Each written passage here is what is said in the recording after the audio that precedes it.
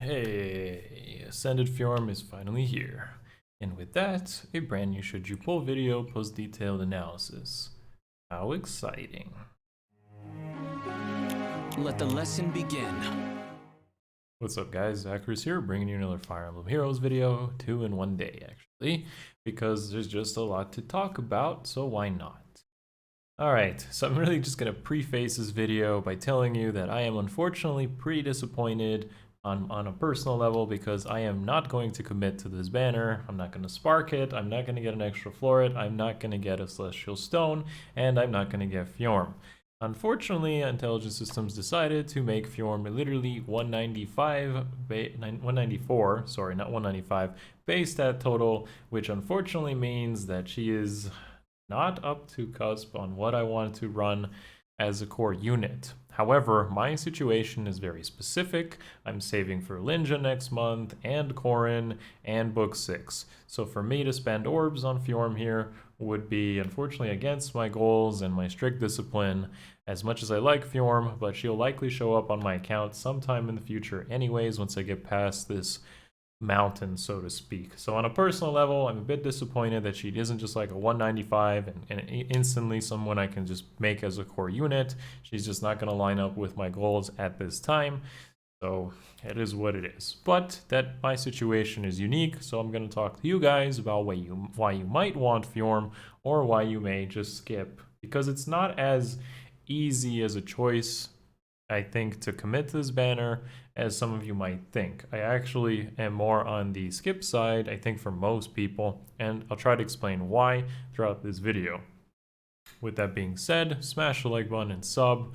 Seriously, let's do our thing and help these videos educate and hopefully help others make more rational decisions as opposed to impulsive ones. That's the goal here.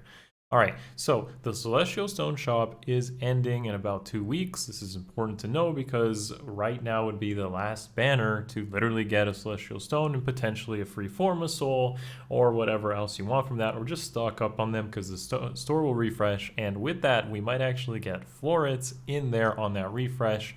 So between Forma Souls and this, there's going to be some currencies to throw around. However, I don't think the value of about 160 to 180 orbs is really worth those stones or florets, in my opinion, and I will explain why. So florets are not exactly like anything to really overreact about, because you're just giving your hero a slight boost, which is literally equivalent to pretty much 3 or 4 Dragon Flower levels. It's not that big of a deal for most of the units in the game. In fact, most heroes in the game don't even really benefit that much from a second stat. I'm just gonna point out like Reinhardt as an obvious example here. The dude just wants attack, and all the other stats like speed, defense, res are not all that important.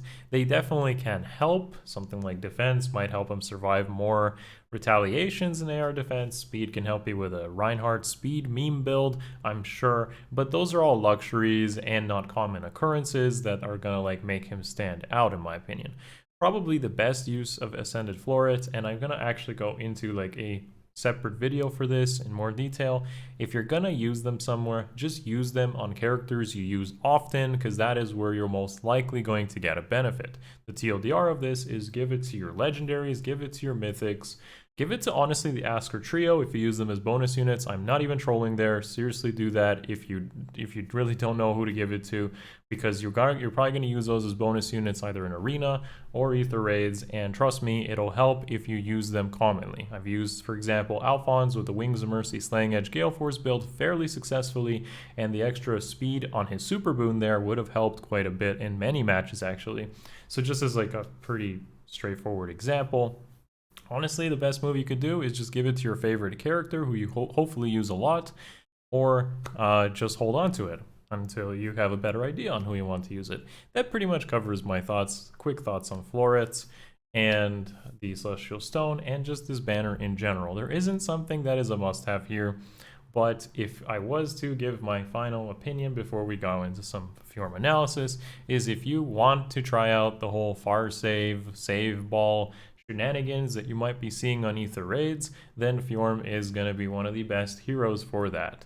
She counters a lot of the flash, dazzling, fire sweep sort of strategies that people try to counter save balls with, and she's a pretty good unit for that ranged far save role. So if you really wanted to like incorporate that strategy into your gameplay, and it's pretty easy to run, you just basically need Flayn or Hanoka Warrior Princess. Even Ashnard can support these sort of save balls. Far save, near save, Flayn, you know, Fjorm and Hector, for example, can get things going, and you'll win a lot of matches that way. Probably the easiest strategy in the game, to be honest. It's positioning and planning. Don't just go out the window for it. So Fjorm, solid for that. Anyways, let's jump into some builds and talk in more detail here as to what exactly is going on. So Fjorm's stat spread is exactly as we actually thought in my speculation video from a couple of days back, and her skill set is, again, pretty accurate to what I expected. Her one charge Ice Mirror means she doesn't have to use like Steady Breath, she just attacks back and it's pre-charged again on another engagement. Hardy Fighter, to basically sum up what it does, and I went through this in the reaction video, is its Shield Pulse for defensive skills, gives you an additional 5 damage reduction. It doubles down on the damage reduction multiplicatively, and it stops enemy auto doubles. So it's like a half no follow-up effect. Very stacked B skill, very strong B skill, and will open up the doors for not only Fjorm herself, but a lot of other armors. Basically, it's a save ball buff, and I'll show you even some examples of that in the later portions of the vid. So if you do end up like going for Fjorm, then honestly at like +1 or even unmerged, her base kit is like literally fine, and you don't need to reinvent the wheel here. Give her like attack, defense, form, seal. Don't forget to use the Floret, because, well, you don't use one. Ascended heroes just get 2 boons.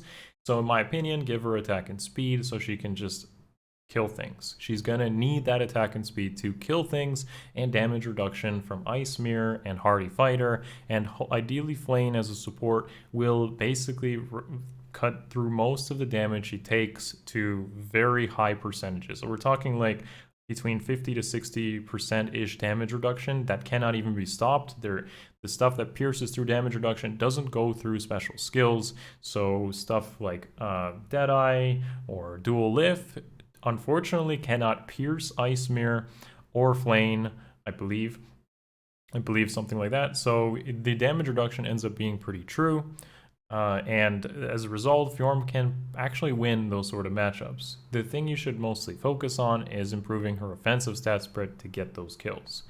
But let's talk into some more specific builds here and how you would want to take her as a high investment, because she is a unique unit and definitely worth consideration for you guys to possibly invest in if you're a big armor fan.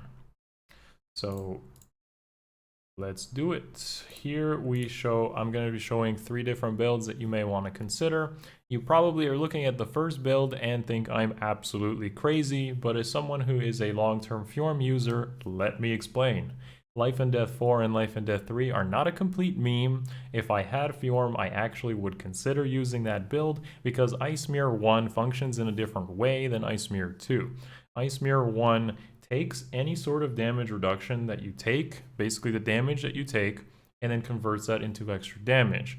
Essentially, reducing your bulk so you take more damage then gets reflected back to your opponent. And in a way, using a Life and Death build and doubling down on damage reduction, literally through Hardy Fighter, and again, Flayn is a super good partner here, you're gonna be reflecting tons of damage. And I mean, if an enemy does about 80 damage to you, they're likely gonna hit you for about less than 30 something. So hit that was supposed to hit you for 80 hits you for 30, and you're reflecting a lot of damage back. And I mean a lot of damage back, because all of that that's being absorbed gets pushed back into Ice Mirror. And it doesn't have to be just her, it comes from Hardy Fighter, it comes from Flayn. That secures almost all the kills. A double Life and Death build is not a super meme, because one of the biggest problems that I feel new Fjorm will have is securing kills, and you should overcome that weakness through the build showcased here. Now, if you don't believe me how powerful a Life and Death build potentially can be, I did sim it with old Fjorm right here. So Unfortunately, the new Fjorm isn't in the sim, but we can still use old Fjorm as an example here, and this doesn't even use Hardy Fighter, which makes it even better. So what you see here is a pretty much maxed Fjorm, just getting a little bit of extra attack and speed, using the same Life and Death 4 build, no Lip Tier Refine there, and a max invested Byleth, also running pretty much a base kit, stacking his attack, assuming some sort of debuffs on him, stuff like Tamari or Hanoka Warrior Princess, or just stuff like that runs really well. So you're gonna, this is just a solid, like, that's like a matchup you wouldn't really expect Fjorm to win. So we can flip that on its side and say like, okay, what about, you know, dual Lif attacking into new Fjorm? And what we have here is pretty much like, Fjorm does get hurt pretty bad, but you got to keep in mind that is probably the one unit on the enemy team that does the most damage. So right here, she actually absorbs a lot of damage because of all that stacking damage reduction, and then adds 27 extra damage because of Ice Mirror to essentially secure the kill on a pretty bulky unit. We're talking Byleth here, and a max invested one. So this is like a extreme example just to provide you with some context on how powerful Ice Mirror can be, and it doesn't even include Hardy Fighter, which doubles down on that damage reduction and reflects further into it. This is one of the most, like, it's one of the most satisfying type of Fjorm builds to run, and the new Fjorm can do that. OG Fjorm probably wants to run Ice Mirror 2 and stack bulk because that's just how, it's just easier that way. It runs really fine, and that's what I do. But if you use the old school Ice Mirror 1 on new Fjorm or on old Fjorm, then just literally reducing your bulk can have some pretty nice benefits for securing kills. Because if you're not securing kills, then you're most likely setting up some sort of Wings of Mercy chains, or just in general struggling to clean up because you don't have enough offensive pressure.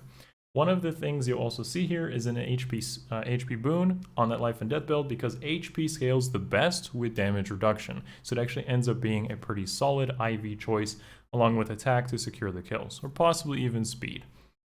Just depends how you run it.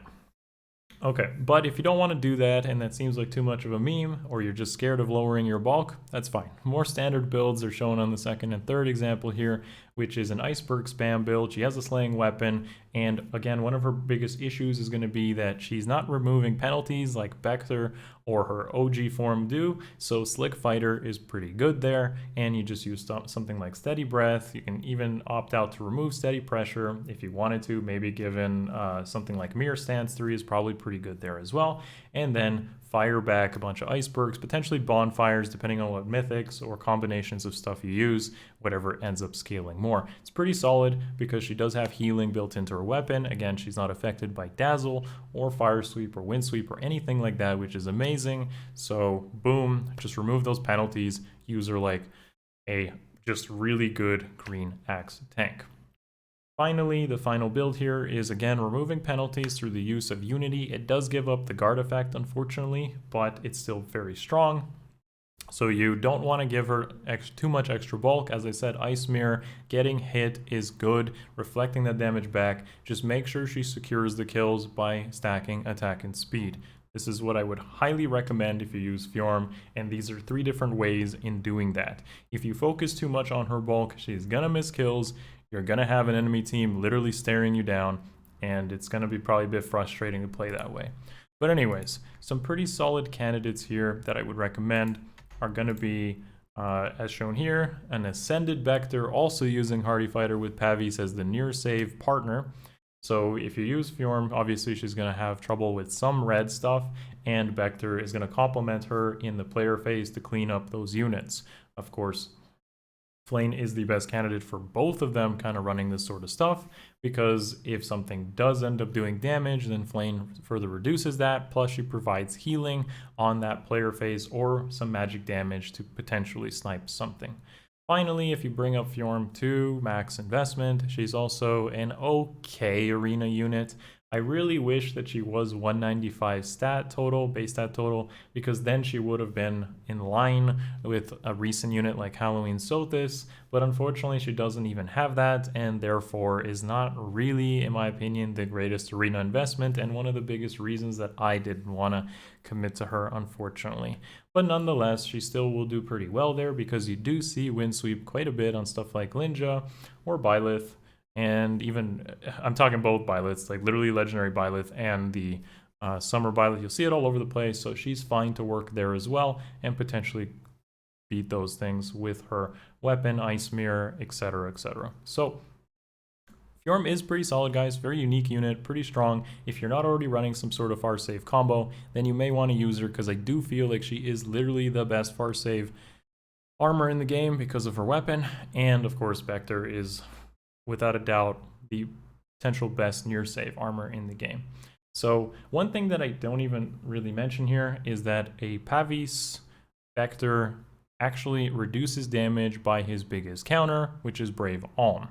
So that damage reduction is really powerful for reducing stuff that someone like Brave Alm cuts through and gives him a hard time. By running all that, you're gonna have a pretty comfy combo here that I definitely don't want to see hitting my defense team. So just don't use this against me. Thanks. Let's move on. So anyways, guys, let's jump into what you guys think as a community. Perfect time to look at the difference in thoughts on this banner. I haven't seen such a discrepancy when it comes to maybe not knowing what you're gonna do, or just, I guess, hype on this banner. It's a permanent banner at the end of the day, and all these units will be in the permanent pool, and you only need a single Fjorm to even get the Ascended Floret, which you may just see later anyways through a Legendary Mythic banner, or just summoning a random green and then she just shows up. So over time you likely will get it, so there's definitely no urgency here. There's nothing like a time limit, no FOMO, just patience definitely is my opinion on the way this is. But I wanted to share, of course, the polls and what you guys did think about it. Definitely compared to some of my previous polls, there is more people going for a spark here. And I don't blame you, because it's new, it's exciting and whatnot.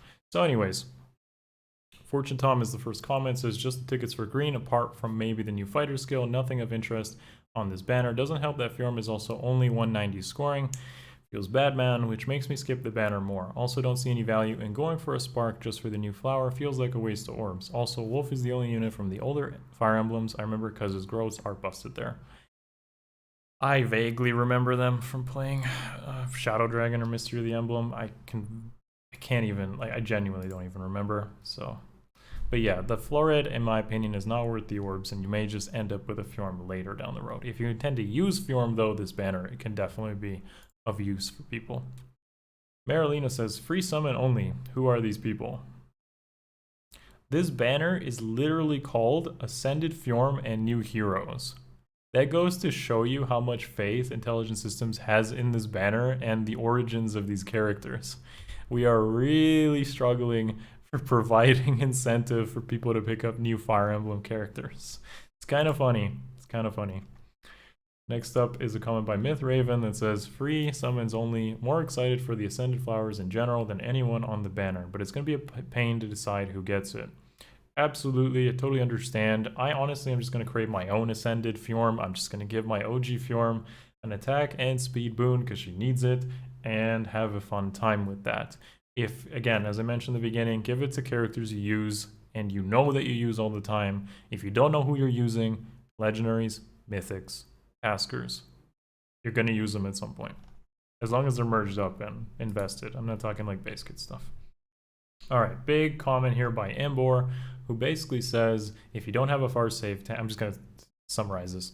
If you don't have a dedicated far save tank, Ascended Fjorm is one of the best. Completely agree with that. But additionally, her damage reduction as an effect is really powerful because of that reflect damage thing. So basically what I said in the video, the more damage reduction you actually get, the more damage that Ice Mirror not only reduces, but ends up reflecting back, which is super awesome with stuff like Flayn and Hardy Fader Fighter's effect. So it's really awesome, and I completely agree with that. Just pair her up with something else that is a good near save, and you have yourself a really, really good combo.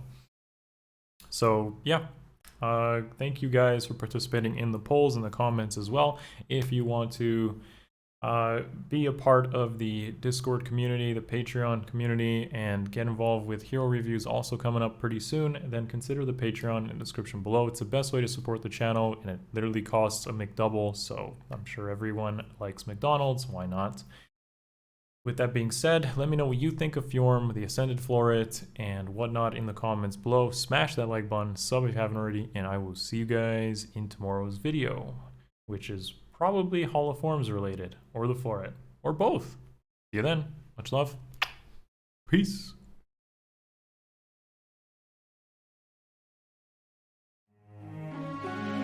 It's over.